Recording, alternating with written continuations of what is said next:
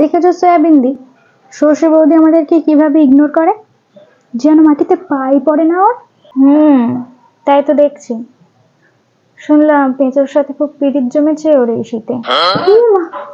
সে কি এখন থেকেই? ওর বউ অলিভ, অলিভ ওকে তো ধারে কাছে ঘেঁচতে দেয় না। বলি অত সুন্দর বউ থাকতে ছি ছি ছি ছি, পিরিত দেখলে গা গুলি ওঠে একেবারে। বলি হ্যাঁ রে নারকেল, কিছুদিন আগে পেঁচোর সাথে তোর খুব ভাব ছিল না? কি করে যেতিস না ওর গায়ের কাছে? গায়ের কাছে তো যাওয়াই দুষ্কর। সর্ষে, সর্ষের তেল মাথা থেকে থেকে গড়িয়ে পড়ছে, কি গন্ধ, কি গন্ধ। না, তোমরা যেমন ভাবছো ঠিক তেমনটা নয়। ও আমাকে অনেক সময় ধরেই ব্যবহার করেছে। এখন একটু শীত পড়েছে তো তাই। তবে লোকটা খারাপ না। তো দিয়েছে তো ঘর থেকে লাথি মেরে বের করে।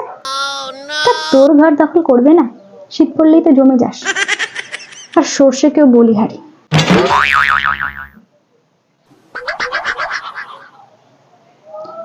সেই তখন থেকে আমার নামে তোরা বলে চলেছিস, কিছু বলছি না বলে খুব পেয়ে বসেছিস না?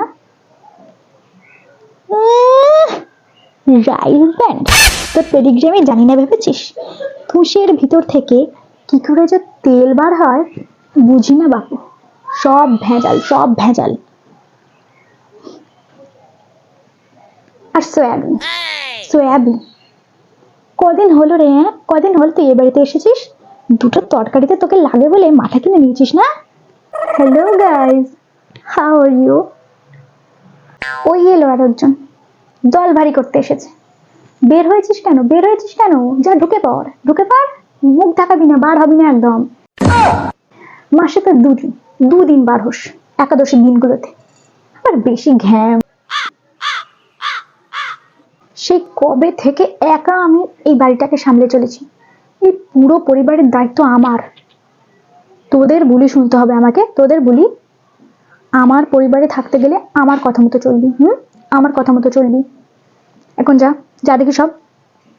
খুব তোরা বার বেড়েছিস, যা ঘরে যা, ঘরে যা।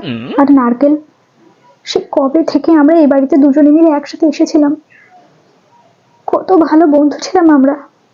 আর এখন তুই ওদের সাথে নাম লেখালি কেন? কবে এত পাল্টে গেলি তুই? কবে? আমার সাথে কথা বলবি না, কথা বলবি না, আমার সাথে সম্পর্ক রাখবি না তুই। যা, তুই যা। আরে আরে সর্ষে বৌদি, তুমি তুমি আমাকে ভুল ভাবছো। আরে শোনো, আমার কথাটা তো শোনো।